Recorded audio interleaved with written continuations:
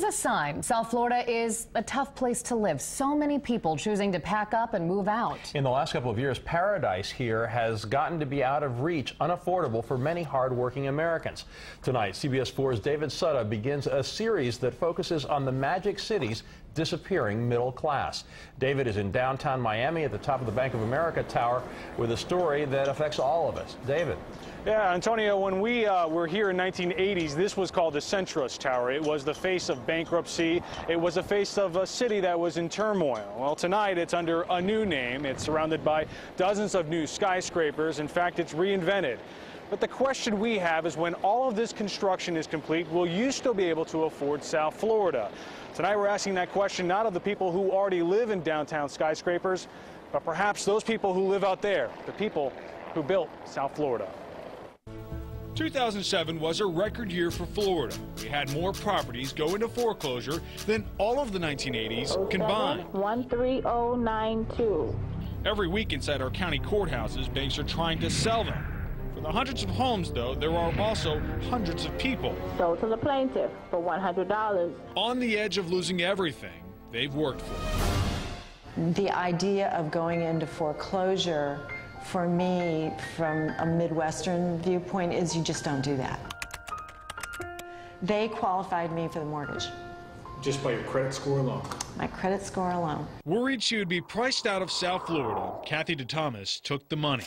Her home, once appraised at $400,000, is on the market today for $250,000. 4 months, not a single offer. Despite her best efforts, she just missed her first mortgage payment and is headed for foreclosure. I don't think I'll ever have the possibility of owning a home down here again or anywhere else for a good long time. And at my age, that's even more depressing because, you know, if I were my son's age, it'd be different. You can recover, you can build up again, you can give it another shot. But I'm at a point in my life where you don't get that many more shots. Then there are those who are struggling just to survive. In April 2005, the Miami-Dade Housing Authority created a list for anyone who needed affordable housing. 40,000 people signed up. 3 years later, 25,000 people are on the list, still waiting for a phone call back. The situation was either here or our van, you know, and we're a family of 4 and we can't very well stay in our van, you know. Yeah. In a modest South Florida home, Cassandra is raising her family and losing sleep over it. Because it's not comfortable. This is not our house. We can't show you Cassandra's face because she's breaking the law, living in foreclosure. No, really, the house is a bank-owned foreclosure. The location, new locks, power, all provided by a community activist who views himself as a modern-day Robin Hood. We're liberating these units. We're liberating these places that are boarded up and locked up like they're prisons, and we're liberating them. So far, Max Rameau has, quote, liberated a half a dozen foreclosures to struggling families. I think there are times when the law, you can't obey the law. If slavery were legal, I think we would be obligated to disobey slavery. And now if we have vacant housing while there are people homeless on the street with children living on the street, I think we have an obligation to make those units available. I never fathomed that we would find ourselves in this situation. Then there are those who fled.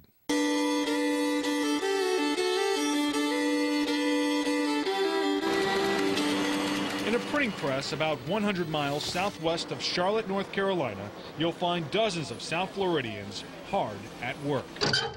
I tried to stay in South Florida. In 2007, during our record year for foreclosures, Larry Kudaviz decided he had enough. Listen, if you can't afford to live, and you can't afford to pay your taxes, and you're living week to week or less than week to week, you're not happy.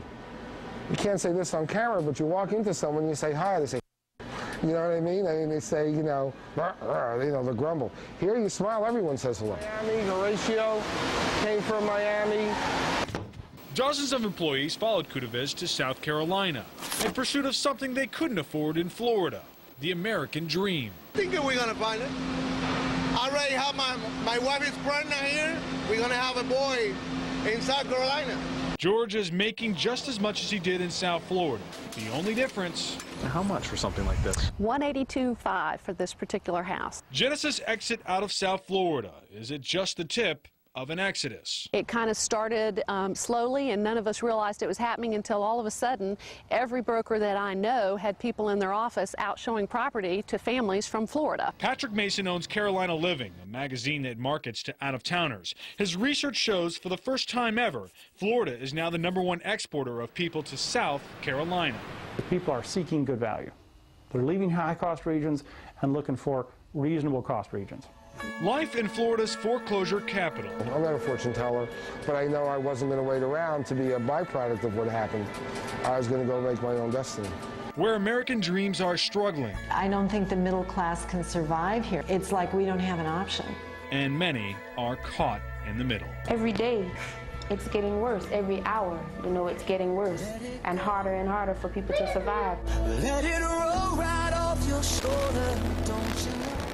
And so tonight we showed you how the working class is living in South Florida. Many on the verge of losing everything, those struggling to survive, and those leaving. The gap between the haves and the have-nots is widening, and it won't stop until we do something about it.